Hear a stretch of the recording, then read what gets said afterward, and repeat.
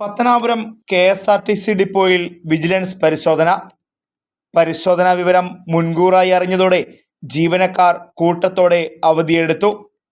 ഇതോടെ ഡിപ്പോയുടെ പ്രവർത്തനം താറുമാറായി. ജീവനക്കാർ മദ്യപിച്ചാണോ ജോലിക്ക് എത്തുന്നതെന്നും സമയക്രമം പാലിച്ച് ഡ്യൂട്ടിക്ക് എത്തുന്നുണ്ടോ എന്നും അറിയാനായിട്ടായിരുന്നു വിജിലൻസ് സ്ക്വാഡ് പരിശോധന നടത്തിയത്. ഇതിൽ 2 ഡ്രൈവർമാർ മദ്യപിച്ചിരുന്നതായും പരിശോധനയിൽ കണ്ടെത്തി. പരിശോധനാ വിവരം മുൻകൂറായി അറിഞ്ഞ 25ഓളം ജീവനക്കാരാണ് അവധിയെടുത്തത്. തൊഴിലാളികളുടെ അഭാവം കാരണം 15ഓളം സർവീസുകളാണ് തിങ്കളാഴ്ച മുടങ്ങിയത്. ഡിപ്പോയിൽ വിജിലൻസ് പരിശോധനയെ തുടർന്ന് 2 ഡ്രൈവർമാരെ മദ്യപിച്ച് രീതിയിൽ കണ്ടെത്തി അവർക്കെതിരെ നടപടിയെടുത്തിട്ടുണ്ട്. ഇത് അറിഞ്ഞുകൊണ്ട് ഈ വിജിലൻസ് പരിശോധന അറിഞ്ഞുകൊണ്ട് ഏകദേശം 15-20ഓളം ജീവനക്കാർ അല്ലെങ്കിൽ ഡ്യൂട്ടിക്ക് ഹാജരായില്ല. അതുകൊണ്ടാണ് നമുക്ക് ദൃശ്യങ്ങളിൽ കാണാൻ കഴിയും. പൊരി വെയിലത്ത് പല ഭാഗത്തോട്ടും വണ്ടിയില്ലാതെ യാത്രക്കാർ നിൽക്കുന്ന ദൃശ്യങ്ങളാണ് പ്രേക്ഷകർ കാണുന്നത്.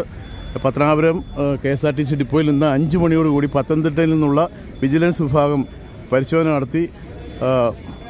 മിഷൻ ഉപയോഗിച്ചുള്ള പരിശോധനയിൽ 2 ഡ്രൈവർമാർ കുടുങ്ങി. അവരെ 2പേരെയും സസ്പെൻഡ് ചെയ്യുമെന്നാണ് അറിയാൻ കഴിഞ്ഞിട്ടുള്ളത്.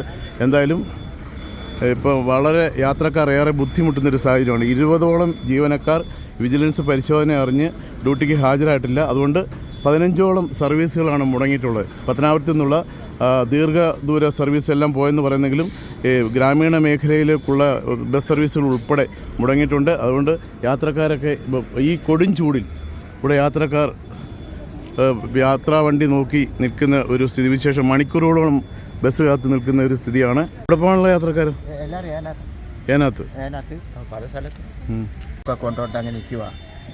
ഇരിക്കാൻ സ്ഥലമില്ല.